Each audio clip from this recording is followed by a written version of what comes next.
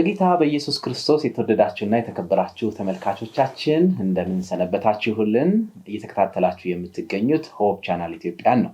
በተለየ ሁኔታ ደግሞ ሳምንታዊውን ልዩ የመጽሐፍ ቅዱስ የውይይት ወይም ደግሞ የጥናት መርሃ ግብር ነው እየተከታተላችሁ የምትገኙት። የሰንበት ትምህርት ተብሎ ወደ እናንተ የሚቀርበው ማለት ነው። ተመልካቾቻችን አብራችሁን ለመቆየት ፈቃዳችሁ ስለሆነ ባላችሁበት ቦታ ሆናችሁ ልትከታተሉን ስለወደዳችሁ አስቀድመን እግዚአብሔር ይባርካችሁ ስንላችሁ እግዚአብሔር እንደሚባርካችሁ ተስፋ በማድረግ ነው። በሚኖረን ቆይታ እንደምትባረኩ ተስፋ እያደረግን አብራችሁ እንድትዘልቁ በዚህ አጋጣሚ እንጋብዛችኋለን። ውይይት የምናደርገው ባለፉት 2 ሳምንታት መዝሙረ ዳዊትን ጥናት መጀመራችን ይታወቃልና በነበሩት የጥናት ጊዜዎቻችን እንደተባረካችሁ ተስፋ እናደርጋለን። ዛሬ ደግሞ ከእንግዶቼ ጋራ መዝሙረ ዳዊት የጀመርነውን ጥናታችንን 3ኛውን ክፍል ይዘን ነው ወደ እናንተ የምንቀርበው። እኔ ብቻ አይደለሁም፣ እዚህ አጠገቤ ያሉት ጋራ በጋራ በመሆን ነው የምንቀርበው። በተለየ ሁኔታ እንኳን ደህና መጣችሁ ማለት ፈልጋለሁ። ወንድሜ ጥላሁን አለ በዚህ በሆፕ ቻናል ኢትዮጵያ ውስጥ የሚያገለግል በኤዲቲንግ ስራ ላይ የሚያገለግል ካሜራም ላይ የሚያገለግል እንደዚሁም ደግሞ ፕሮግራም በማዘጋጀትም የሚያገለግል ነው። ወንድማችን ተስፉ ደግሞ የትግርኛ ቋንቋው ላይ ደግሞ በረዳት አዘጋጅነት እያገለገለ የሚገኝ ነው። ተስፉ እንኳን ደህና መጣ። እንደዚሁም እህታችን ሜሮን ደግሞ በተለየ ሁኔታ የኢትዮጵያ አድቬንቲስት ሚዲያ ላይ ሆፕ ቻናልን ጨምሮ ማለት ነው በፋይናንስ ረገድ አካውንቲንግ ስራውን የምትሰራ እህታችን ነች እና በተለየ ሁኔታ እንግዲህ ሆፕ ላይ ያለን አገልጋዮች ነው እናንተ ይህንን ጥናት ይዘን የምንቀርበው።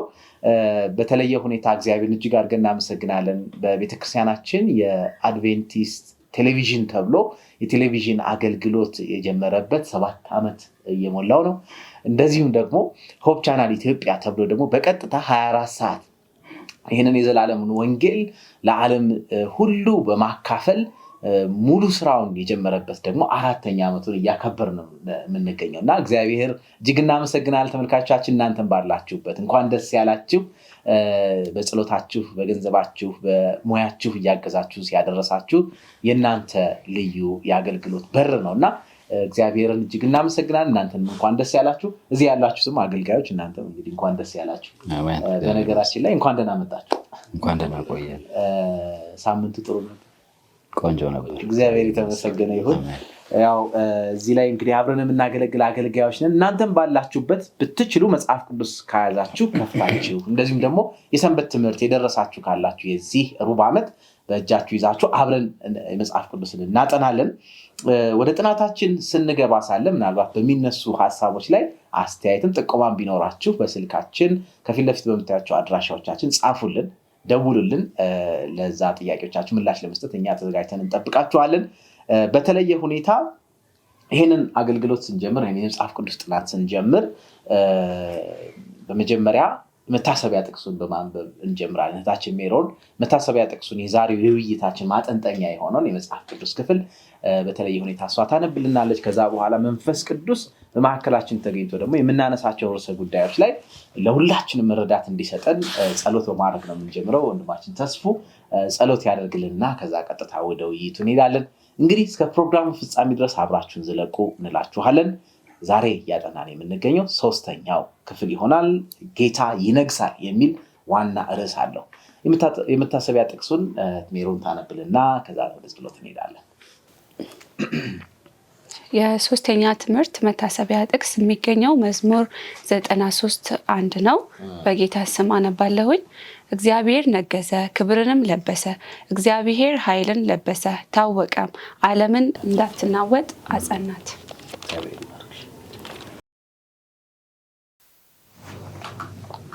እግዚአብሔር አምላካችን በዚህ ሰዓት በዚህ ስፍራ እንድንገኝ ስለረዳህን ስላገዝከን እናመሰግናለን። እግዚአብሔር አምላክ ደግሞ በሚኖረን የውይይት ፕሮግራም ላይ መንፈስ ቅዱስ የምንናገረውን ቃል እንዲሰጠን ያንተ ቃል ብቻ እንድናገር ከስጋችን እንዳይሆን ጌታው የምንናገረውን በሙሉ አንተ እንድትሰጠን ደግሞም ለሚሰሙ መባረክን እንዲሆን ጌታ ሆይ ቃልን አንተ ስጠን። አሜን። በምንነጋገርበት ጊዜ ሁሉ አንተ ከኛ ጋር ሁን። ከኛ ጋር ስለምትሆን እናመሰግናለን። በጌታ በኢየሱስ ስም አሜን። አሜን። ተስፉም ሜሮንም እግዚአብሔር ይባርካችሁ። በተለየ ሁኔታ እንግዲህ ጌታ ይነግሳል በሚል ርዕስ ነው ዛሬ በዋናነት የምንወያየው ማለት ነው። እና ቀደም ሲል እንዳልኩት መዝሙር መጽሐፍን ማጥናት ከጀመርን ይሄ 3ኛው ክፍለ ጊዜያችን ነው። በዋናነት እንግዲህ መዝሙሮችን እንዳለ በምንመለከትበት ጊዜ በእግዚአብሔር ሉዓላዊነትና ንጉስነት መሰረታዊ እምነት ላይ በማያወላው ሁኔታ አጽንኦት ሰጥተው የሚናገሩ ነው። እግዚአብሔር ሉዓላዊ እንደሆነ እሱ ብቻ ገዢ እንደሆነ ምክንያቱም ሁሉንም ክፍሎችን ስንመለከት እግዚአብሔር ፈጣሪ እንደሆነ ይናገራሉ። የፈጠራቸው ፍጥረቶች ደግሞ በህይወት ጠብቆ ደግሞ የሚያኖራቸው እሱ እንደሆነ ይናገራሉ። ያን ለማድረግ ደግሞ በተለየ ሁኔታ እግዚአብሔር ከመቼውም ጊዜ ጀምሮ ወይም በየትኛውም ጊዜ በህግና በስርዓት ነገሮችን ሁሉ እያስተዳደረ እንዳለ ብቸኛና ሉዓላዊ ገዢ እንደሆነ የሚያሳዩ ናቸው እነዚህ የመዝሙር ክፍሎች። ከዛው ጋር ተያይዞ ደግሞ ዝቅ ብለን ስንመለከት ደግሞ ሌላው የምናገኘው ነገር እግዚአብሔር ለቃል ኪዳንም ደግሞ ታማኝ እንደሆነ እንደሚጠብቅ ምንም እንኳን ሰዎች ወይም ደግሞ እሱ የኔ ብሎ የጠራቸው ወገኖቹ ታማኝ ባይሆንም እግዚአብሔር ግን ቃል ኪዳኑን ጠብቆ በተለየ ሁኔታ እያስተዳደረ ነግሶ እንደሚገኝ የሚያሳዩ ክፍሎች ናቸውና እዚህ ያስኩት ክፍል ላይ ምን ይላል?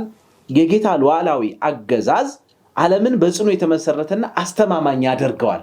ከዚህ ከምሕረቱ የተነሳ ከገዥነቱ ነግሶ ከመኖሩ የተነሳ አስተማማኝ ያደርገዋል እና ዛሬ በተለየ ሁኔታ የምንመለከተው ይሄንን በደንብ ብርሃን እንድንመለከት እንድናየው በዚህ ብርሃን እንድንመለከተውና ያዝነው የምናጠናው የዚህ ሩብ ዓመት መጽሐፍ 3ኛው ክፍል ላይ መጨረሻ ላይ መግቢያው ላይ የሚናገረው ቃል ባነበው ደስ ይለኛል። መዝሙረኛው አንባቢው ይህን መሰረታዊነት እንዲረዳ ይፈልጋል። መዝሙረኛው አንባቢዎቹ ይህን የዓለም አተያይ እንደ ብርሃን ማማ አድርገው በመውሰድ እንዲያድጉና እግዚአብሔርን ባልተከፋፈለ አምልኮ እንዲያገለግሉት ይፈልጋል። እንግዲህ የዚህ ጥናታችን ዋና ማጠንጠኛ ይሄ ነው። በዚህ ብርሃን አንጻር እግዚአብሔርን ባልተከፋፈለ አምልኮ በሚገባው ልክ እግዚአብሔርን እያመለኩ እንዲኖሩ ይሄ ብርሃን እንደማማ እንደተቀመጠ ማለት ነው። እዚህ ያለው ብርሃን ነው እርስ በርስ እንድንተያይ የሚያደርገንና ነገሮችን ሁሉ እንድናሳልጥ የሚያደርገን። ልክ እንደዛው ይህንን ከፍ አድርጎ በማስቀመጥ በማየት እግዚአብሔር ነግሶ እንዳለና በሉዓላዊነቱ ምድርና ሞላዋን እያስተዳደረ እንዳለ እንድንመለከት ይፈልጋል። ጠቅለል ያለ ሐሳቡ ይሄ ነው። ምክንያቱም እግዚአብሔር ፈጥሯል። የፈጠረውን ፍጥረት ደግሞ በፍቅር ያስተዳድራል። ጠብቆም አቁሞ ያለሱ ምንም እንኳን ሰዎችን ጠርቶ እነሱ ታማኝ ባይሆንም በታሪክ የምንመለከተውና ይሄ መዝሙር ክፍልም መዝሙረኛውም ሊናገር የፈለገው ነገር ምንድነው? እግዚአብሔር አሁንም ቃል ኪዳኑን ጠብቆ እያስተዳደረ እንደሚገኝ የሚያሳይ ክፍል ነውና በዚህ መንፈስ ነው እንግዲህ የዛሬውን ውይይታችን የምናደርገው። በተለየ ሁኔታ እግዚአብሔር ፈጥሯል ስንል ምን ማለት ነው? ከዛስ በኋላ እግዚአብሔር ይገዛል ስንል ምን ማለታችን ነው? ያ ብቻም ሳይሆን ደግሞ እግዚአብሔር የፍትህ አምላክ እንደሆነ እግዚአብሔር ገዢ እንደሆነ ብቻም ሳይሆን ደግሞ የፍትህ አምላክ ብዙ ገዢዎች አሉ። የእግዚአብሔር ልዩ የሚያደርገው ደግሞ ራሱን ፈራጅ እንደሆነ የፍትህ አምላክ እንደሆነ የምናይበት በዛ መካከል ደግሞ ቃል ኪዳኑን ጠብቆ ደግሞ እግዚአብሔር እየሄደ እንዳለ ደግሞ የምንመለከትበትና መጨረሻም ደግሞ ያን ጠብቀው ለሚኖሩ እስከ መጨረሻው ታማኝ እንደሆነ የምናይበትን ነገር ነው የምንወያየውና ጥሩ የበረከት ጊዜ እንደሚኖረን ተስፋ አደርጋለሁ። ስለዚህ ውይይታችንን ስንቀጥል ወደ መጀመሪያው ክፍል መሄድ ፈልጋለሁ። ለወንድሜ ጥላሁን ነው ይሄንን ሐሳብ ምናልባት እንዲያጋራን የማነሳውና እዚህ የምናጠናው ክፍል ላይ እንደው ስነ ፍጥረት በመዝሙራት ውስጥ የእግዚአብሔር ሉዓላዊነት ከፍ አድርጎ በማሳየት ወሳኝ ሚና ይጫወታሉ የሚል ሐሳብ አለ። በተለይ ከመዝሙር 8 እና 100 ስናነብ የምናገኘው ደግሞ እግዚአብሔር ጋርና ህዝቡ ጋር ያለው ሪሌሽን ምን እንደሆነ የሚገልጽ አለና ምን ማለት ነው? ምንስ እያለ ነው ያለው? ከዚህ ላይ የምንረዳው ነገር ምንድነው የሚለውን እስኪ እንመልከት። በተለይ ስለ እግዚአብሔር ባህሪ ደግሞ የተገለጹ ነገሮችም ስላሉ ማለት ነው። እሺ፣ አመሰግናለሁ ወንድም ስንቴ። እንግዲህ መዝሙረኛውን ስንመለከት በሞያው ነው እግዚአብሔርን ሲያመሰግን የምንመለከተው። ዳዊትን ታሪኩን ስናይ ገና በልጅነቱ በጎችን እየጠበቀ ባማረው መስክና በሚፈሰው ጅረት አጠገብ በጎችን እንደሚጠብቅ መጽሐፍ ቅዱስ ይነግረናል። እና በእንደዚህ አይነት የተፈጥሮ ትስስር ውስጥ ያደገ አንድ ልጅ በምን አይነት ሁኔታ እግዚአብሔርን ማመስገን እንዳለበት በደንብ ጠንቅቆ ያውቃል ብዬ አስባለሁ። በእርግጥ የእግዚአብሔር መንፈስ ብዙ ነገሮችን እንዳቀብለውና በእግዚአብሔር መንፈስ እንደጻፋቸው እሙን ቢሆንም ነገር ግን ያለው ራሱ ትሬንዱ ያለው ባህሉ ዳዊት በዛ በተፈጥሮ መካከል በጎችን እየጠበቀ ከተፈጥሮ ጋር ትስስር ኖሮት ያደገ ነውና ይሄ ደግሞ በደንብ አድርጎ ከተፈጥሮ ጋር እንደተቆራኘ ያመለክታልና ፈጣሪውን በደንብ የሚያውቅ ሰው ነበረ ይሄ ብላቴና እና ካደገም በኋላ ይህንን መዝሙር በደንብ አድርጎ ሲጽፈው ምናልባት አማርኛውን ስናይ የተዘበራረቀ ይመስላል፣ ግን እርግጠኛ ነኝ መቼም በቋንቋው ግጥም አድርጎ ነው ዳዊት የጻፈው እና እነዚህን 150 ምዕራፎች ያላቸውን መዝሙሮች ሲጽፍ ብዙ ነገሮችን አንስቷል። ተፈጥሮን በደንብ አድርጎ ሲያነሳ እንመለከታለን። ለምሳሌ ወደ ሰማይ ተመልከቱ እያለ ያወራል መዝሙረኛው። ምናልባት እነዚህ ነገሮች ሲጽፍ እግዚአብሔር ኃያል ብቻ ደግሞ ሳይሆን ፈጣሪም እንደሆነ በደንብ ከፈጣሪነቱ ጋር እንድንተሳሰር ያደርገናል። እንዳለ የመዝሙሮቹ ክፍሎች አንተ እንዳልከው እግዚአብሔር ኃያል ነው፣ ፈጣሪ ነው፣ ሁሉን ቻይ ነው። እንደገና ደግሞ ከሌሎች አማልክት ሁሉ የሚለይ ነው። እንደውም በሌላ ክፍል ላይ መዝሙረኛው ዳዊት ሲጽፍ እግዚአብሔር ሌሎቹ አማልክቶች ይላል እግዚአብሔርን ሲያነጻጽር ዓይን አላቸው አያዩም፣ ጆሮ አላቸው ግን አይሰሙም፣ እጅ አላቸው አይሰሩም እያለ ስለ እግዚአብሔር ሉዓላዊነትና ታላቅነት በደንብ አድርጎ ያወሳናል እና ይህን ዝማሬ ምናልባት ሲጽፍ መዝሙረኛው ዳዊት ምናልባት በአረንጓዴው መስክ ላይ የሄደ ሊሆን ይችላል። ምናልባት በጎችን እያገደ የመጣለት መዝሙር ሊሆን ይችላል። ምናልባት ወደ ሰማይ ሲመለከት ህዋውን ያስጌጡ ከዋክብቶችና ጨረቃዎችን እያየ ሊሆን ይችላል እና በጣም በዚህ በተፈጥሮ ውበት የሚደመም ሰው እንደሆነ ከመዝሙሮቹ መረዳት እንችላለን እና እኛም ዛሬ በተፈጥሮ ውስጥ ነን ያለነው። እንደውም ዘፍጥረት ላይ ስናይ እና ሌሎች ስፒሪት ኦፍ ፕሮፌሲ ላይ ስንመለከት አንዳንድ መጽሐፎች ላይ ስንመለከት የአዳምና የሔዋንን ሁኔታ ስንመለከት እግዚአብሔር ዓለምን ሁሉ ውብ አድርጎ ከፈጠረ በኋላ በጣም ካስዋበ በኋላ ነው ሰዎችን መጨረሻ ላይ ፈጠረው እና እግዚአብሔር ምን ያክል ለሰዎች ያለው አንሊሚትድ የሆነ ስጦታው ለምሳሌ የምንተነፍሰው አየር፣ የምንሞቀው ፀሐይ፣ እኛ አሁን በነፃ የምናገኛቸው ግን ውድ የሆኑ ነገሮችን እግዚአብሔር እንደሰጠና አዳምና ሔዋን ደግሞ በነዛ ነገሮች በጣም እየተመሰጡ ኢንጆይ እያደረጉ እንደነበረ መጽሐፍ ቅዱስን ስናጠና እንመለከታለን። ለምሳሌ አዳምና ሔዋን ቤት አልነበራቸውም። አሁን እኛ ቤት የምንለው ጣራና ቆርቆሮ አልነበራቸውም።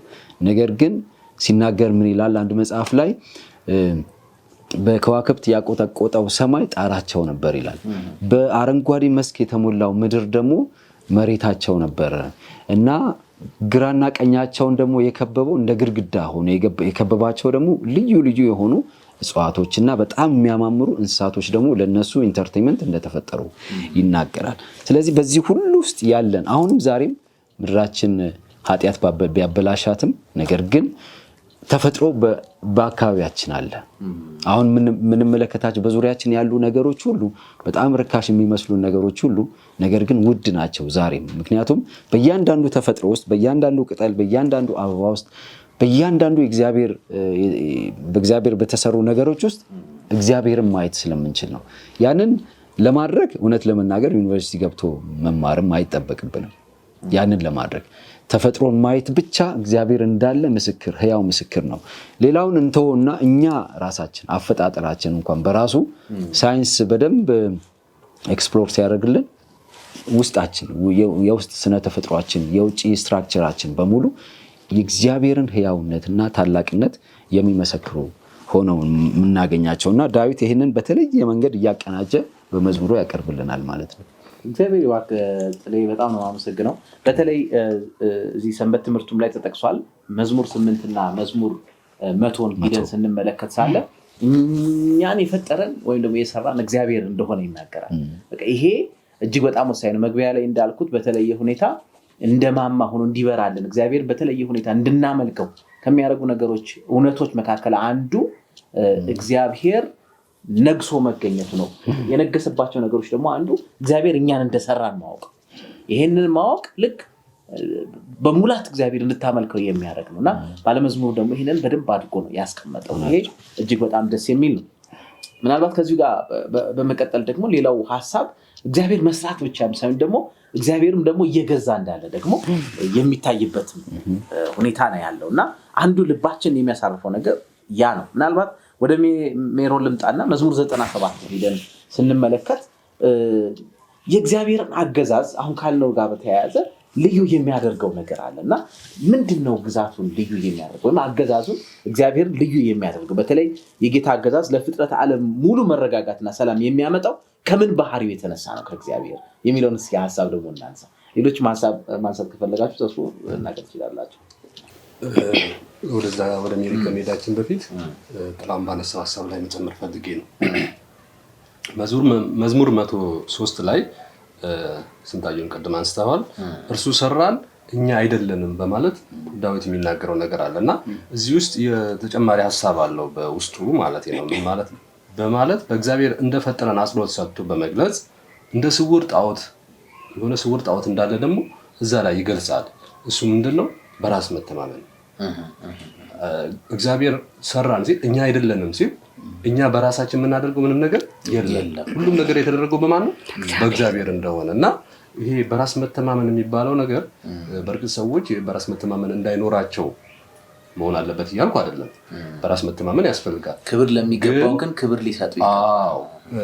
የፈጠረን ማን ነው? እኛ እያንዳንዱ የምንሰራው ነገር በሙሉ በራሳችን ኃይል አይደለም።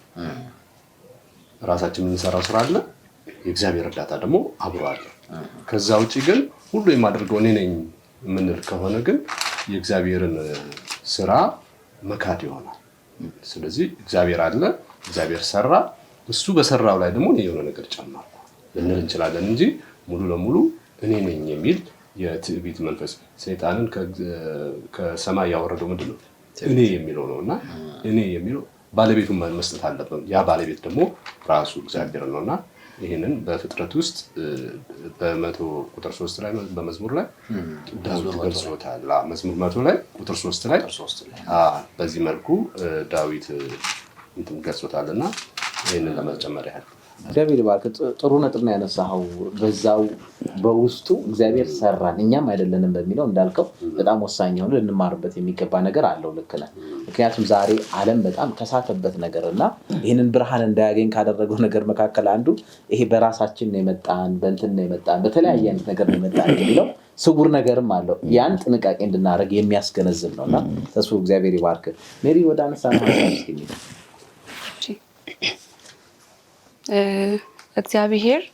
የእግዚአብሔርን አገዛዝ ልዩ የሚያደርጉት ነገሮች ላይ ነው ሐሳብን የሚሰጠው።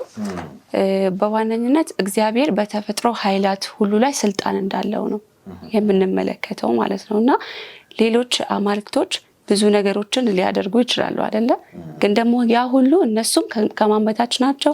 ከእግዚአብሔር በታች እንደሆነ ነው የምንመለከተውና ሌላ የእግዚአብሔርን አገዛዝ ልዩ የሚያደርገው ነገር ደግሞ ያ የሚገዛቸው ነገሮች በሙሉ ራሱ የእግዚአብሔር የተፈጠራቸው ነገሮች እንደሆነ እግዚአብሔር ፈጣሪ መሆኑን የሚያሳይ ነው ማለት ነውና በ3 ነጥብ ያስቀምጣል ሰንበት ትምህርታችንና የመጀመሪያው መዝሙረ ዳዊት 96:5 ላይ ያለው ነው።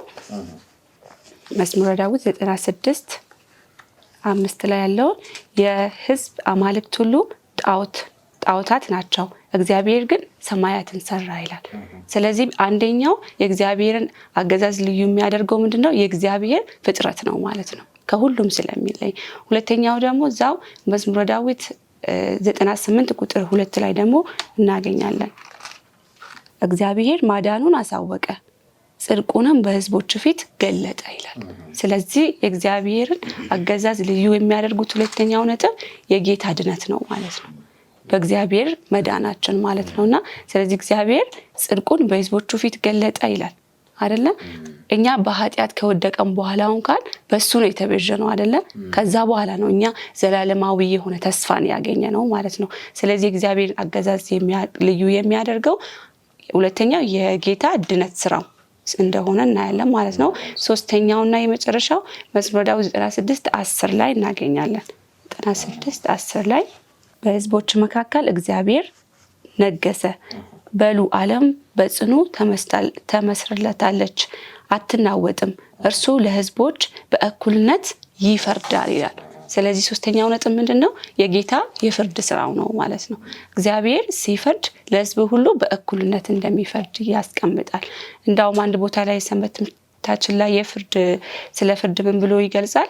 እግዚአብሔር እኛ በመናስበው መንገድ ወይ ደግሞ በመናስበው ጊዜ ሳይሆን በራሱ ጊዜ ለኃጢአተኞችን እየቀጣ ጻድቃንን ደግሞ ለነሱ ሽልማትን እየሰጠ የሚኖር አምላክ ነው ይላል። ስለዚህ እነዚህ ሶስቱ ነገሮች የእግዚአብሔርን አገዛዝ ልዩ ሊያደርጉ የሚችሉ ናቸው ማለት ነው።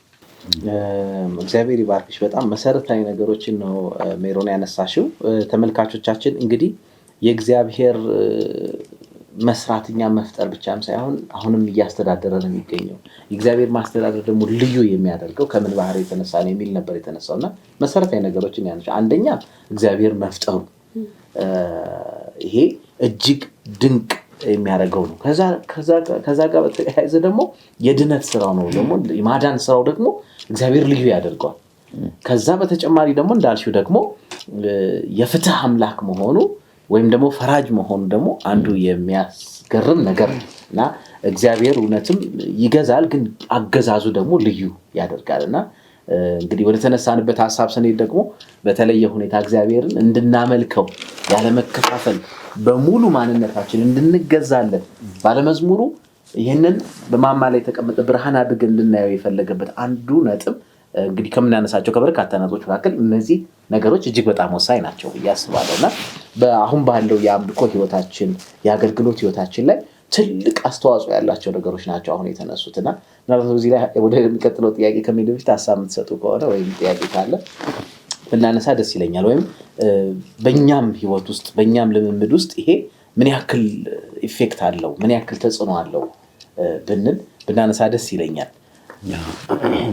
እዚህ ላይ የማዳኑን ስራ ስንመለከት ምን ያክል ወደ ሰው ልጆች ቅርብ ሆኖ እንደፈጠረን መጀመሪያ እናውቃለን። ክርስቶስ በራሱ አምሳል መፍጠሩ፣ ዝቅ ብሎ እስትንፋስን መስጠቱ፣ ከዛ በኋላ የሰው ልጅ ደግሞ እንደገና ወደ አልተፈቀደለት ዓላማ ሲገባና ከእግዚአብሔር ጋር ሙሉ ለሙሉ ቤተሰብነቱን ሲያቋርጥ ክርስቶስ ጣልቃ እንደገባና ወደ ራሱ እንዴት እንዳቀረበው እንመለከታለን። ይሄ እናንተ ፈልጋችሁኝ አይደለም እኔ ፈልጊያችሁ ነው እንጂ ይላል ብዙ ጊዜ መጽሐፍ ቅዱስ ላይ። እናንተ ወዳችሁኝ አይደለም እኔ ወድጃችሁ ነው እንጂ ይላልና ክርስቶስ ፍቅሩ ጥልቅ ስለሆነ በፍቅሩ ወደ ራሱ ይስበናል እና የማዳኑን ስራ ስንመለከት ክርስቶስ ወደዚህ ምድር ሲመጣ እንኳን የሰው ልጅ ያለው አቀባበል ምድራችን ክርስቶስን የተቀበለችበት አቀባበል ራሱ የሚያሳፍር ነበር። ያም ሆኖ እንኳን እሱ ግን በእኛ ላይ አላፈረም ነበር። አቀባበሉ ብቻ ሳይሆን ክርስቶስ መሲሁ ሲወለድ አሁን በሚቀጥለው ጊዜ ገና ብዙ ሰዎች ያከብሩታል አይደል? ገና ክርስቶስ መወለዱን። ነገር ግን ከዛ ባሻገር በዓመት አንዴ ብቻ ሳይሆን ልናስታውሰው የሚገባው በየቀኑ ክርስቶስ ያደረገልንን ነገር በተፈጥሮ አማካኝነት እያስታወስን የእኛን ማዳን ልንዘክረው ይገባል እና ዓለማችን ክርስቶስን ለመቀበል እንኳን ዓለምን ለማዳን የመጣውን መሲሁን ለመቀበል ያደረገችው ነገር እናውቃለን። በጣም ወራዳ ተግባር ነበር የፈጸመችው። ይሄም ብቻ አይደለም፣ ስጨርስም አጨራረሱ ክርስቶስን በመስቀል ላይ ቸንክራ አዋርዳው ነበረ የሸኘችው ወደ ሰማይና ነገር ግን ዳግም ክርስቶስ ፍርድን ይዞ ወደዚህ ምድር እንደሚመጣ ስለ ፍርድ በኋላ ላይ እንመለከታለን። ፍርድን ይዞ ደግሞ ወደዚህ ምድር እንደሚመጣ እንመለከታለን እና ክርስቶስ ገዢ፣ ባለስልጣን፣ ኃያል አምላክና የፍቅር አምላክ ብቻም ሳይሆን የድህነት አምላክ ድህነትን የሰጠን አምላክ። ከዚህ ከሌሎቹ ሁሉ አማልክቶች የሚለየው በዚህ ነው። ሰዎች የሚታይ ነገር ስለሚፈልጉ የሆነ ነገር በእጃቸው ሰርተው ያመሰግናሉ፣ ለዛ ነገር ምላሽ ይሰጣሉ። እሱ ምላሽ ባይሰጣቸውም እንኳን ማለት ነው። ነገር ግን እግዚአብሔርን ከሌላው ሁሉ አማልክት ልዩ የሚያደርገው ፈልጎ ማግኘቱና እኛን ወደ ራሱ መሳቡ የፍቅር አምላክ መሆኑ ልዩ ያደርገዋል ብዬ አስባለሁ። ጌታ ይባርክህ። በጣም ጥሩ ነጥብ ላይ ያነሳው እግዚአብሔር ይባርክህ። አሁን ግን ደጋግመን ካነሳናቸው ነገሮች መካከል አንዱ በፍርድ ስራው እግዚአብሔር ልዩ ያደርገዋል። አገዛዙን ወይም ግዛቱን ወይም የመግዛት ባህሪውን ደግሞ ጌታ ገዢ ነው ስንል ልዩ ከሚያደርገው ነገር መካከል አንዱ የፍርድ ስራው ነው ብለናል። ጻድቅ ፈራጅ ስለሆነ ነው ይላልና ምናልባት ለተስፉ ላንሳው ይህን ጥያቄ እግዚአብሔር ፈራጅ ነው ወይ ምን ማለታችን ነው? የፍርድ ስነ እግዚአብሔር ፈራጅ ነው ወይ? ወይም የፍርድ ምርመራስ አለው ወይ? ምን ማለት ነው? እንደው እግዚአብሔር ፈራጅ መሆኑን እና ውስጣችን ይሄ ባለመዝሙሩም ይሄን ነገር ጠቅሶታልና እንዴት ነው የምንመለከተው? እግዚአብሔር ፈራጅነቱን እንዴት ነው የምናየው? እግዚአብሔር ፈራጅ ነው ወይስ? እሺ ጌታ ይባርክ። እኔ መዝሙር 75 ከቁጥር 8 እስከ 10 ያለውን አነባለሁ። ኤርሚያስ 25:15 ታወጣልኛለህ። ስንታየው ራዕይ 14:10 ታወጣልኝና እነሱን አንብበን ሀሳብ መስጠት እፈልጋለሁና እኔ መጀመሪያ ላንብብ። መዝሙር 75 ከ8 እስከ 10 ያለውን ሳነብ ጽዋ በእግዚአብሔር እጅ ነውና ያልተቀላቀለ የወይን ጠጅ ሞላበት፣ ከዚህ ወደዚያ አገላበጠው፣ ነገር ግን አተላው አልፈሰሰም። የምድር ኃጢአተኞች ሁሉ ይጠጡታል፣ እኔ ግን ለዘላለም ደስ ይለኛል ሲል ይላልና እዚህ ጋር ስለ ፍርዱ ሁኔታ የሚያሳይ እንትን አለውና ጥሬ ካወጣሁ ደግሞ የኤርሚያስን 25:15 የእስራኤል አምላክ እግዚአብሔር እንዲህ ይለኛል፣ የዚህን ቁጣ የወይን ጠጅ ጽዋ ከእጄ ውሰድ፣ አንተንም የምሰድባቸውን አሕዛብንም ሁሉ አጠጣቸው። ራዕይ ምዕራፍ 14 ቁጥር 10 ደግሞ አይደል? 10 ላይ እንዲህ ይላል፣ ምልክቱን የሚቀበል ማንም ቢኖር እሱ ደግሞ በቁጣው ጽዋ ሳይቀላቀል ከተዘጋጀው ከእግዚአብሔር ቁጣ ወይን ጠጅ ይጠጣል፣ በቅዱሳን መላእክትና በበጉ ፊት በእሳትና በዲን ይሰቃያል ይላል። እና እዚህ ጋር ሰንበት ትምህርታችን ምን ይላል? ቀይ ወይን ያለበት የጽዋ ምስል የእግዚአብሔርን ቁጣ መጠን ያሳያል። ይህንን ኤርሚያስ ላይ ቅድምተን እንደተነበበው ማለት ነው። እና የኃጥአን ቀንዶች መቆረጥ ደግሞ የኃይላቸውንና የግዛታቸውን ፍጻሜ የሚያሳይ ነው ይላል። ሌላው ደግሞ የጻድቃን ቀንዶች ደግሞ ከፍ ከፍ አሉ ይላል እና ለጻድቃን ደግሞ ሽልማት ያለው መሆኑን ደግሞ ጻድቃንን ከፍ ከፍ የሚያደርግ አምላክ እንደሆነ ደግሞ ይገልጻል። እና አመፅ እየቀጠለ ነው፣ የእግዚአብሔር ትዕግስትም እየቀጠለ ነው። ማለት የፍርድ ሰዓቱን እግዚአብሔር በተወሰነ ጊዜ ያስቀመጠው ዝም ብሎ በየጊዜው የሚፈርድ በየጊዜው እንትን የሚል አምላክ አይደለም። የምህረት አምላክ ነው። የጊዜ ገደብ ሰጥቶናል። በህይወት እስካለን ድረስ የመመለስ እድልን ኃጢአት በዚህ ምድር አለ፣ እውነት ነው። ግን ደግሞ የመመለስ እድል ደግሞ አለ። ይህን የመመለስ እድል በትዕግስት እየጠበቀ ነው እግዚአብሔር። ዓለም እንደምናየው ነው፣ በአመፃ እየቀጠለች ነው። ነገር ግን እግዚአብሔር ፍርዱን በአስቸኳይ ከመስጠት ተቆጥቦ ዛሬ በትዕግስት ላይ ነው ያለው። ይሄ ትዕግስት የሚያበቃበት ጊዜ አለ። ጊዜ ተወስኗል። ከመሞታችን በፊት ህይወታችን ከማለፉ በፊት ምን ማድረግ አለብን? ምህረትን መጠየቅ አለብን። ይቅርታ መጠየቅ አለበት። ይህንን ጊዜ እድል ሰጥቶናል። ይህንን እድል አልጠቀምም ካልት ግን አመፅ ግድ መቆም አለበት። ይሄ ደግሞ ፍርድ ያስፈልጋል። አለበለዚያ እግዚአብሔር ፍትሐዊ ዳኛ አይሆንም ማለት ነው። ፍርድ ከሌለ ፍትሐዊ ዳኛ አይኖርም ማለት ነው እና ስለዚህ እግዚአብሔር ፍትሐዊ ዳኛ ስለሆነ ግን ፍርድ ይኖራል። አመፅ እንደቀጠለ መቀጠል ስለሌለበት መቆም አለበት እና ይህንን ከዚህ አንጻር እግዚአብሔር የፍርድ ጊዜ እንዳለው እንመለከታለን። ሁሉም ሰው ኃጢአት ይሰራል። ነገር ግን በኢየሱስ ክርስቶስ ደም የሚሸፈኑት ግን ምን ይሆናሉ? ከዚህ ፍርድ ነፃ ይሆናሉ። እና ከዚህ ፍርድ ነፃ ለመሆን የሚያስፈልገን ምንድን ነው? መመለስ ነው።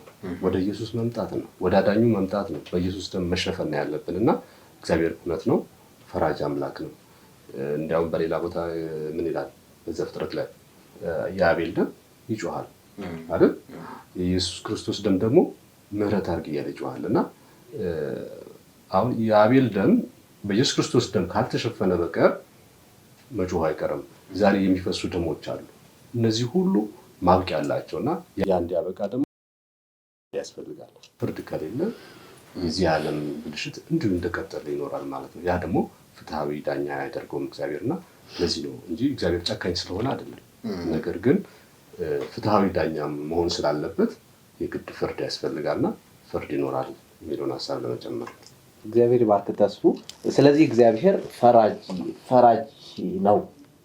አሁን ትክክለኛ እውነተኛ ፈራጅ ነው። አንዱ እንግዲህ ጎልቶ የሚታየው ነገር ቢኖር ይሄ ነው። ግን እኔ ምናልባት አንድ ጥያቄ ላንሳ። እግዚአብሔር እንግዲህ አሁን እንዳለው እግዚአብሔር የሰራን ነው። እግዚአብሔር በፍቅሩ ምድርን የሚያስተዳድር ነው። አሁን ደግሞ ፈራጅነቱን እያነሳን ነው እና ይሄ ነገር የሚያስፈራ ነው ወይስ የሚያስደስት ነው? የእግዚአብሔር ፈራጅነት። ምክንያቱም እግዚአብሔር ሁሉን ያውቃል። ቅድም እንደተባለው እንዳውም ውስጥ መርምሮ የሚያውቅ እግዚአብሔር ስለሰራን ባለመዝሙሩም ይሄንን አጉልቶ ተናግሮታል አለ። እስከ እናቱ ማህፀን ድረስ የማወቅ ነገር አለው እግዚአብሔር እና ዲቴል ነው የኛን ነገር ዝርዝር ነው የሚያውቀውና በዛው ልክ ደግሞ እግዚአብሔር ፈራጅ መሆኑ የሚያስፈራ ነው ወይስ የሚያስደስት ነው የሚለውን ሐሳብ ብናነሳ ደስ ይለኛል። ምናልባት እስቲ ይሄንን እናስብበት። ተመልካቾቻችን እየተከታተላችሁ የምትገኙት ሆፕ ቻናል ኢትዮጵያን የሰንበት ትምህርት ልዩ መርሃ ግብር ነው እየተከታተላችሁ የምትገኙትና መዝሙረ ዳዊትን መጽሐፍ እያጠናን 3ኛው ክፍል ላይ ደርሰን ዛሬ ይነግሳል በሚል ርዕስ በተለየ ሁኔታ ስለ እግዚአብሔር ባህሪ ባለመዝሙሩ ምን ያህል እንደገለጸው እየተመለከትን ነው። ምን ብሎ ገለጸው? ያ ደግሞ ዛሬ እግዚአብሔርን በትክክልና በሙላት እንድናመልከው እኛን የሚረዳን እንዴት ነው በሚል አንዳንድ ጥያቄዎችን እያነሳን ነው። መጨረሻ ላይ በተለይ ስለ እግዚአብሔር ፈራጅነት ያለውን ባህሪ በማየት ነው የደረስነውና ወደ አነሳው ጥያቄ እንመለሳለን። ምናልባት ግን ጥቆማ ቢኖራችሁ፣ ጥያቄ ቢኖራችሁ፣ አስተያየትም ቢኖራችሁ በአድራሻችን እንድትጠቀሙ የጋበዝኳችሁ። ካፍታ ቆይታ በኋላ ወደዚህ ጥያቄ እንመለሳለን፣ ይህን እንመለከታለን። እስካሁን አብራችሁን ስላላችሁ እግዚአብሔር ይባርካችሁ። ተመልሰን እንመጣለን። አብራችሁን ቆዩ።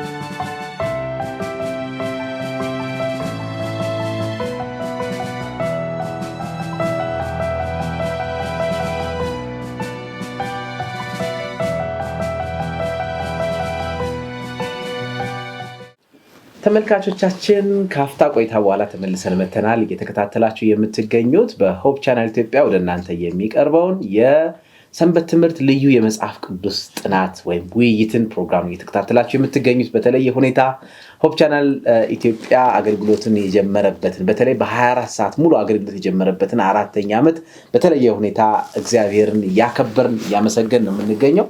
እንደ ኢትዮጵያ አድቬንቲስት ሚዲያ ደግሞ በተለየ ሁኔታ የቴሌቪዥን አገልግሎት የጀመረበትን 7ኛ ዓመት አገልግሎት ዘመን እግዚአብሔርን እያመሰገን የምንገኝበት ሰዓት ነው። እንኳን ደስ ያላችሁ። እኛም በጣም ደስ ብሎናል።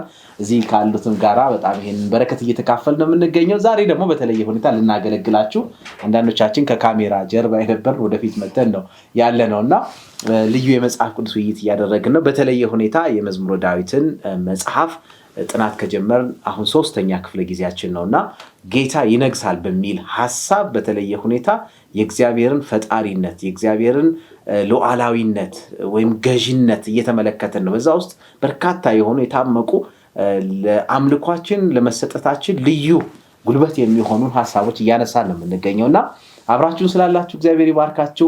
አሁንም ውይይታችን እንቀጥላለን። ቀደም ሲል እንግዲህ ከማስታወቂያው በፊት ወደ አቆምንበት ሐሳብ እንሄድና የእግዚአብሔርን ፈራጅነት ባህሪ አንስተን የሚያስደስተን ነው ወይስ የሚያስፈራን ነው የሚል ሐሳብ አንስቼ ነበርና እግዚአብሔር ፈራጅ ነው፣ እውነት ነው።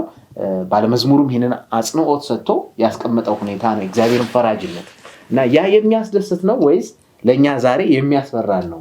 ምክንያቱም አንዳንድ ሰዎች ይፈራሉ፣ አንዳንድ ሰዎች ደግሞ ደስ ይለናል ይላሉና በዚህ ላይ ያለው ሐሳብ ምንድነው ይለው ትንሽ ሐሳብ እንድትሰጡ ፈልጌ ነው። ለእንትን ነው የእግዚአብሔርን ቃል ለሚያነቡ ደግሞም እንደ ሕጉ እንደ ቃሉ ለሚኖሩ በኢየሱስ ክርስቶስ ደም ለተዋጁ ይሄ የሚያስደስት ዜና እንጂ የሚያስፈራ አይደለም። ሊያስፈራ የሚችለው በኃጢአት መንገድ ለሚሄዱ ትእዛዙን ለመቀበል ፈቃደኛ ላልሆኑ የኢየሱስን የመዳን ሐሳብ ለመቀበል ፈቃደኛ ያልሆኑ ሰዎች ሊያስፈራቸው ይችላል። ለነሱም ግን እድል አለ። ይህ የመዳን እቅድ አሁንም ተዘርግቷል። ስለዚህ ይህንን ነገር ለመቀበል ሰዎች ፈቃደኛ የማይሆኑ ካልሆነ በስተቀር እግዚአብሔር ለሰዎች መዳን ሁልጊዜ የተዘጋጀ አምላክ ነው። ልጁን የሚወደውን ልጁን አንድ ልጁን እስከ መላክ ድረስ ለእኛ ፍቅሩን ገልጿልና ይህንን ፍቅር ደግሞ መካፈል ነው ከኛ የሚጠበቅብን። ይህን እድል መጠቀም ነው ከኛ የሚጠበቀው። ተጠቅመንም ደግሞ እንደ ቃሉ ለመኖር ደግሞ ጥረት ማድረግ ነው የሚጠበቅብን እንጂ የሚያስፈራ ነገር የለም። እንዲያውም ለዘላለም ከእናንተ ጋር ልኖር ነው የሚለው እግዚአብሔር፣ ከእኛ ጋር ሊኖር ነው። ነገር ግን የሚያስተውን አመፀኛውን እሱን ነው የሚያጠፋው እንጂ እኛን አይደለም። እግዚአብሔር ልጆቹን አያጠፋም። በኢየሱስ ክርስቶስ ደም ለማዳን ልጁን እስከ መላክ ድረስ ደርሷል እና ይህን ትልቅ ዕድል ስለሰጠን እግዚአብሔር ሊያስፈራን አይችልም። ይሄ ፍርድ ሊያስፈራን አይችልም። ሊያስደስተን ነው የሚገባው የሚል ሀሳብ ነው ያለው። ስለዚህ እኛ ያለንበት ቦታ ነው የሚወስነው ነው። የኛ ምርጫ ነው እኛ ያለንበት ቦታ ነው። ምክንያቱም በትምህርታችን ላይ እንደውም ተጠቅሷል የምስራችም ነው ይላል። በተለይ በዛ እንዳልከው እግዚአብሔር ባስቀመጠው የደህንነት መስመር ውስጥ የገቡና በዛ ተሸፈኑ ለነሱ እንዳውም የሚያስቸኩል የሚያቁነጠንጥ በተለየ ጉጉት የምትጠብቀው የእግዚአብሔር ፍርድ እንዲመጣ ማለት ነው። ካልተሸፈንክ ደግሞ ሌላ ችግር ነው የሚኖረው። ስለዚህ እኛ ያለንበት ሁኔታ ነው የሚወስነው ማለት ነው። እግዚአብሔር ይባርክ። ይሄ ወሳኝ የሆነ ነገር ነው። ዛሬ ሁላችንም ልንገነዘብበት የሚገባ የሚያስደስተን ነገር በእግዚአብሔር የደህንነት እቅድ ውስጥ መግባት፣ በክርስቶስ ኢየሱስ ደም መሸፈን ያ እግዚአብሔርን ፍርድ እንድንናፍቅ ያደርጋል። ፍትህ እንዲያመጣ እግዚአብሔር የሚያስቸኩለንም ይሆናል የሚለውን ሀሳብ ነው። እግዚአብሔር ይባርክ። ምናልባት ከዚሁ ጋር ተያይዞ በዚሁ ሀሳብ ውስጥ እንዳለን ወደ ጥሌ ልምጣና የእግዚአብሔር ሕዝቦች በፍርድ ጊዜ ከአምላክ ጋር ሰላምና የመዳን ዋስትና እንዴት ሊያገኙ ይችላሉ? እንዴት ወይም ደግሞ ለምን ነው ሊያገኙ የሚችሉ የሚለውን አሁን ከተነሳንበት ሀሳብ ላይ ጨምረህ እስቲ የምትለው ካለ። ጥሩ ተጠቅሷል። ቅድም ተስፉን ብሎታል። ፍርድን በሁለት ልንመለከተው እንችላለን። ምናልባት ለኃጢአተኞች ይፈርድላቸዋል፣ ለጻድቃኖች ደግሞ ለኃጢአተኞች ይፈርድባቸዋል፣ ለጻድቃኖች ደግሞ ይፈርድላቸዋል። እንደውም ሁለት ጥቅስ ማንበብ ፈልጋለሁ። መዝሙር 103 ቁጥር 6 ላይ እና ሉቃስ 18 7 እና 8 ላይ እንደዚህ ይላል። መዝሙር 103:6 ላይ ለተበደሉ ሁሉ ይፈርዳል ይላል። እግዚአብሔር ለኃጢአተኞች ብቻ ሳይሆን በኃጢአተኞች ላይ ብቻ ሳይሆን የሚፈርደው ለተበደሉት ደግሞ ይፈርዳል። በምን ይፈርዳል? በጽድቅ ይፈርዳል። ምክንያቱም የተበደሉ ሰዎች ብዙ ጊዜ ፍትህ ይፈልጋሉ። ለምሳሌ በምድር እንኳን ስንመለከት የሆነ ወንጀል የደረሰበት ሰው ወይም አባቱ የተገደለበት ሰው ፍትህን ይፈልጋል። አባቱ ከሞት ስለሚነሳ ሳይሆን ግን በቃ የሆነ ፍትህ እንዲሆን ሚዛናዊ እንዲሆን ይፈልጋል። ስለዚህ የአባቱ ገዳይ ለፍርድ እንዲቀርብ ይፈልጋል። ለፍርድ ቀርቦ እንግዲህ ያ ሰው ስታስቡ ለፍርድ ቀርቦ ታስሮ አባቱ ከሞት አይነሳም፣ ግን ፍርድ እንዲሆን ትክክለኛ የሆነ ፍትህ እንዲሆን ለሌሎቹም ማስተማሪያ እንዲሆን ይፈልጋል። እግዚአብሔርም ያንን ያደርጋል እና ጻድቃኖች እንዲፈረድላቸው ይፈልጋሉ፣ ፍትህ እንዲመጣላቸው ይፈልጋሉ። ሉቃስ ምዕራፍ 8 ላይም እንደዚሁ 18 ላይ እንደዚህ ይላል። ቁጥር 7 ላይ እግዚአብሔር እንኪያስ ቀንና ሌሊት ወደ እርሱ ለሚጮሁ ለሚታገሳቸው ምርጦቹ አይፈርድላቸውም ይላል። ከዛ እላችኋለሁ ፈጥኖ ይፈርድላቸዋል። ለምርጦቹ ወደሱ ለሚጮሁት ፍረድልን ብለው ለሚጮሁት አይፈርድላቸውም ይላል። እግዚአብሔር ጻድቅ የሆነ ፈራጅ መሆኑን እንመለከታለን። እንግዲህ በሁለቱም መንገድ ልናይ እንችላለን። ኃጢአተኞች ይፈረድባቸዋል ስንል እግዚአብሔር አንድ የሚፈልገው ነገር አለ ከሰው ልጆች። እርሱ ምንድነው? ዮሐንስ 3:16 ላይ እግዚአብሔር እንዲሁ ዓለምን ወዷልና አንድ ልጁን እስኪሰጥ ድረስ ይላል። እግዚአብሔር አንድ ልጁን ሰጠ። ማድረግ የሚችለው ይሄንን ነበር። ነገር ግን አንድ ነገር ጠየቀ። በክርስቶስ እንድናምን ነው የጠየቀው። ክርስቶስ ሞተልን፣ ልጄን ሰጥቻችኋለሁ፣ በእርሱ እመኑ፣ በእርሱ ካመናችሁ ምን ትሆናላችሁ? ትድናላችሁ። በቃ ሌላ ነገር እኮ ከሰው የሚጠበቅ ነገር የለም። ይሄ ትልቁ ለሰው የተሰጠ ኦፖርቹኒቲ ነው እና እግዚአብሔር አንድ ልጁን ሰጠ። ልጁን ስናምን ደግሞ በልጁ ያመነ ደግሞ አይፈረድበትም ማለት ነው። ከኃጢአተኛ ጋር ተቆጥሮ አይፈረድበትም። ነገር ግን ይፈረድለታል ማለት ነው። እዚህ ምድር ላይ ለሆነብን ነገር ሁሉ፣ ሰይጣን ላደረገብን ነገር ሁሉ፣ ወይም ሰይጣን በተወካዮቹ በኩል ላደረጉብን ነገር ሁሉ፣ ተፈጥሮ ተበላሽታ ላደረገችን ነገር ሁሉ እግዚአብሔር የበቀል ጊዜ አለው። ይመጣል፣ ይበቀላል፣ ይፈርድልናል ማለት ነው እና ከሚፈረድባቸው ሰዎች ሳንሆን ከሚፈረድላቸው መሀል እንድንሆን ጌታ ይርዳል። ምክንያቱም ይሄ ነው ለሰው ለአማኞች ያለው ትልቁ ተስፋችንም ይሄ ነው። ክርስቶስ በቅርቡ ይመጣል ብለን ስንናገርም በቅርቡ የሚመጣው ምን ለማድረግ ነው? ከዚህ ምድር ስቃይ ሊያሳርፈን ሊፈርድልን ነው የሚመጣው። ፍትህ ያልሰፈነበት ዓለም ላይ ያለነው አሁን ያለነው አይደል? ለምሳሌ ኃጢአተኞች መዝሙረኛውም ይናገራል። ኃጢአተኞች ሲለመልሙ አየኋቸው ይላል አይደል? እንደ አበባ ሲያብቡ አየኋቸው፣ ሲስማማቸው አየኋቸው። በስልጣን ላይ ስልጣን ሲደርቡ ነው የምናየው አይደለ? በዚህ ጊዜ ነገር ግን ደግሞ እግዚአብሔርን የሚሉ ደግሞ ተራዎች ምንም ውስጥ ያልገቡ ሰዎች ሆነው እንመለከታለን። ስለዚህ እሱ ነገር ባላንስ ማድረግ አለበት፣ መስተካከል አለበት። ያንን ደግሞ ለአንዴና ለመጨረሻ ጊዜ የሚያስተካክለው የእግዚአብሔር ፍርድ ነው ማለት ነው። እንደውም መዝሙረኛውን ዳዊት ስንመለከት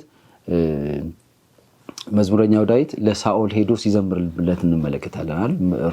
እርኩስ መንፈሱን ለማባረር መንፈሱ የተስተካከለ እንዲሆን እዛ ውስጥ ያለው መንፈስ ደግሞ ዳዊትን ሲዋጋው እንመለከታለን። በእኛ ውስጥ ያለው በሌላ ውስጥ ካለው እንደሚበልጥም ልናስብ ይገባል ማለት ነው። ምክንያቱም አንዳንዴ የሆነ ሀብት በገንዘብና በእንትን ብቻ አይለካም። ሀብት የሚለካው ባለን ሰላም፣ ባለን ጤንነት፣ ባለን የእግዚአብሔር መገኘት አብሮነት ነው የሚለካው ብዬ አስባለሁ። እና እግዚአብሔር ጻድቅና ፈራጅ አምላክ ነው ስንል ከዚህ አንጻር ነው ማለት ነው። ምናልባት ያልነካሁት ሀሳብ ካለ ሌሎቹ ሊነኩት ይችላሉ። መልካም። አይ ጥሩ አድርገህ አስቀምጠዋል። እግዚአብሔር እባክህ። ቀደም ሲልም ካያያዝነው ጋራ ካነሳነው ሀሳብ ጋራ የሚሄድ ነው። ምናልባት ከሰዓታችን አንጻር አሁንም ወደፊት ልሂድና ምናልባት ለሜሪ ማንሳት እንፈልገው ደግሞ ከዚሁ ጋር ተያይዞ እንግዲህ አሁን በተለይ እግዚአብሔር ፈጣሪነቱን ንጉስነቱንና ዳኛነቱን እያየን ነውና ከዚሁ ጋር በተያያዘ የሚሰጠው ምስክርነት ለቃሉ ለትእዛዙ ደግሞ ምን ያህል ማጠናከሪያ ይሆነናል? ይሄ አስተማማኝ ሆኖ የሚገኘው እንዴት ነው የሚለውን ሀሳብ ብናነሳ ባለመዝሙሩም በተለይ ሕጉ ለእግሩ መብራት እንደሆነም የተናገረበት አለ ምስክሩ እና ከዛ አንጻር ምን ለማለት ነው የሚለውን ሀሳብ አብረን እናነሳና እንደገና እንመለሳለን።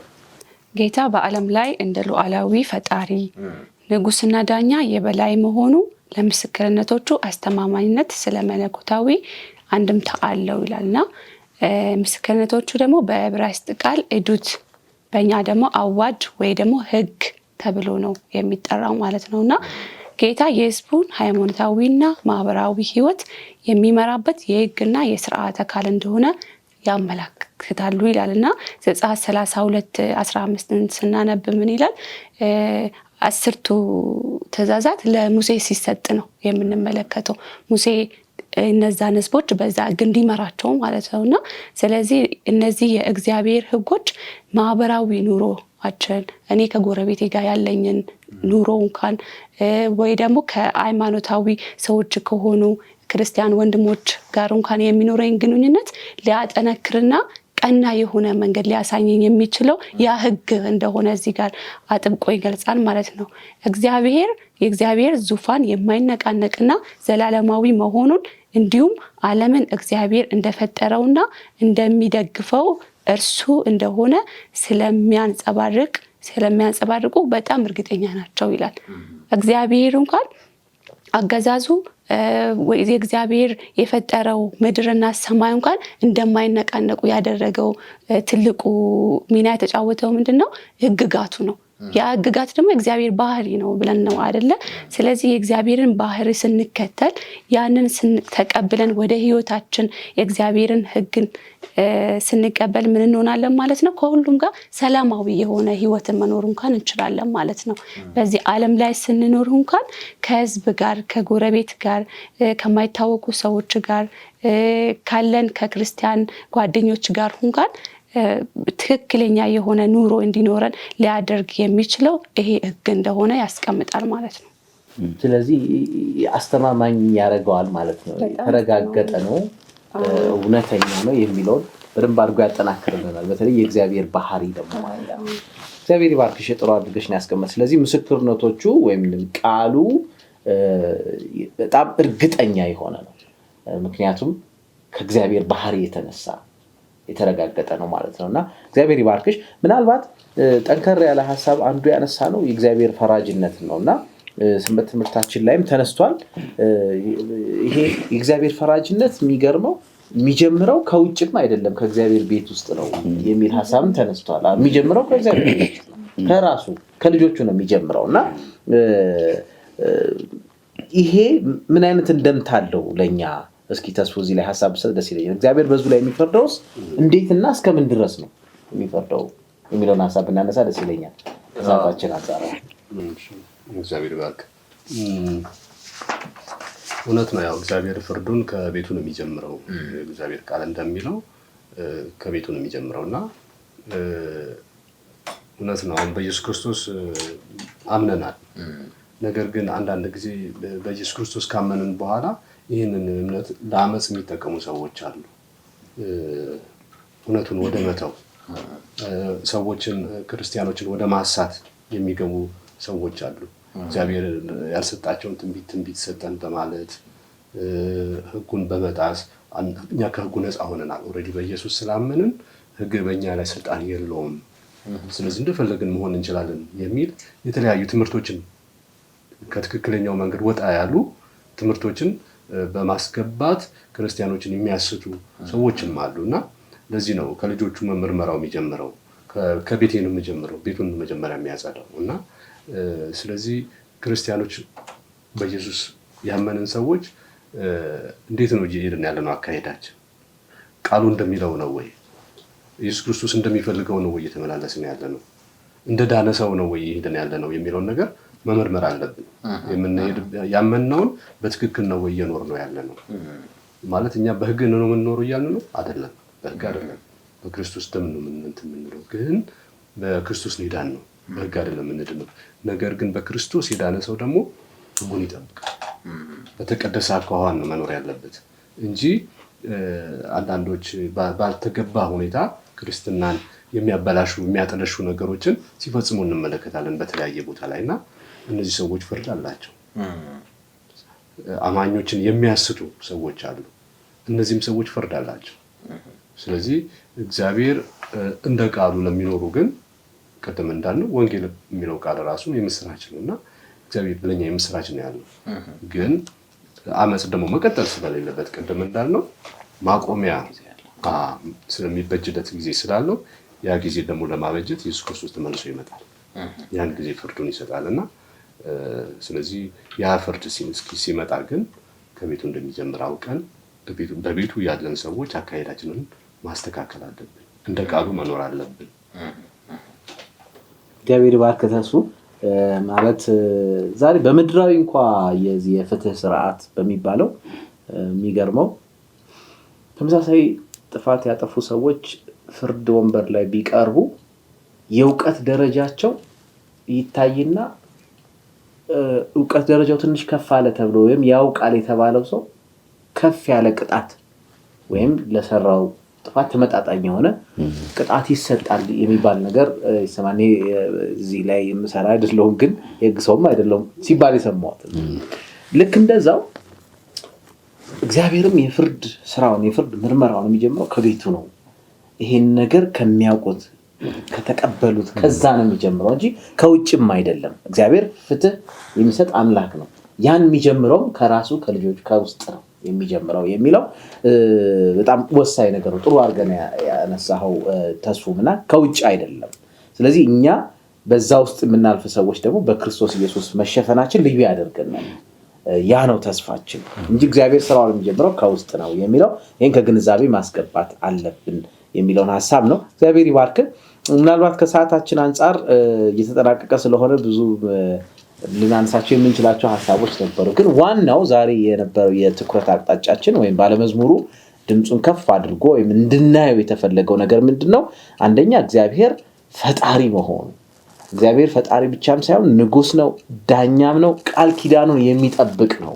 እግዚአብሔር እንደገናም ሕግ ሰጪ ነው፣ የምስክር አለው፣ በዛም ነው የሚያስተዳድር ባህሪ ነው የሚል ነው።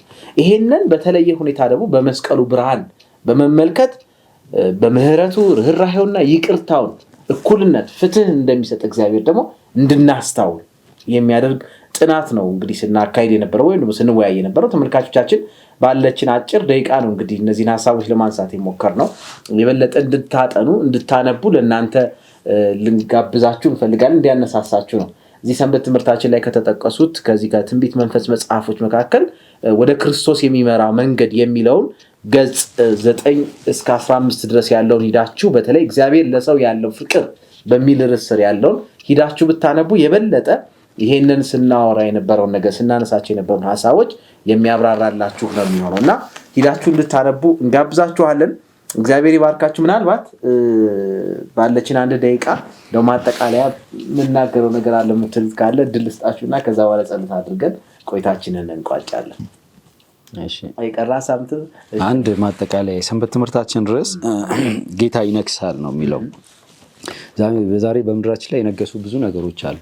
ብዙ አማልክቶች አሉ፣ ብዙ ጣዖቶች አሉ፣ እርኩሰቶች አሉ፣ ፍትህ አልባ የሆኑ ስራዎች አሉ የነገሱ በምድራችን ላይ። ነገር ግን ጌታ የሚነግስበት ጊዜ ቅርብ ነው። ጌታ ራሱ ይነግሳል።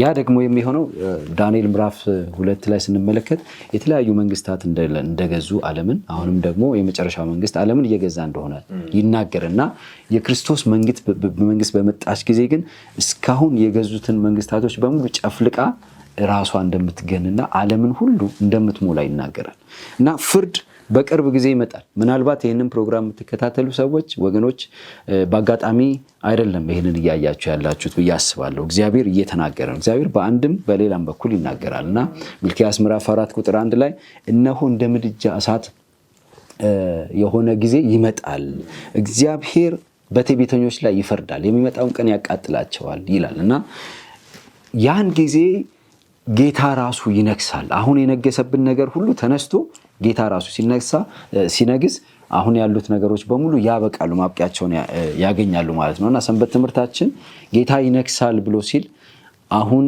የነገሱብን ነገሮች ሁሉ ተነስተው በሱ ፈንታ ጌታ ራሱ እንደሚነግስ ትልቁ ተስፋችን ይሄ ስለሆነ ማለት ነው። ማጠቃለያ ለማለት ያሰብኩት አሜን።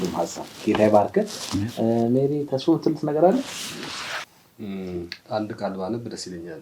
የእግዚአብሔር ቃል ለመዝሙረኛው እንደ እግር መብራት ሆኖ ተገልጿል ይላልና የእግራችን መብራት ብርሃን ህይወታችን ብርሃን የሚያበራልን ነው የእግዚአብሔር ቃል። እግዚአብሔርን ቃል ብናነብና ብንትን ብንል ጥሩ ነው የሚል ማሳሰቢያ ነው። እግዚአብሔር ይባርክ። ጌታ ይባርክ።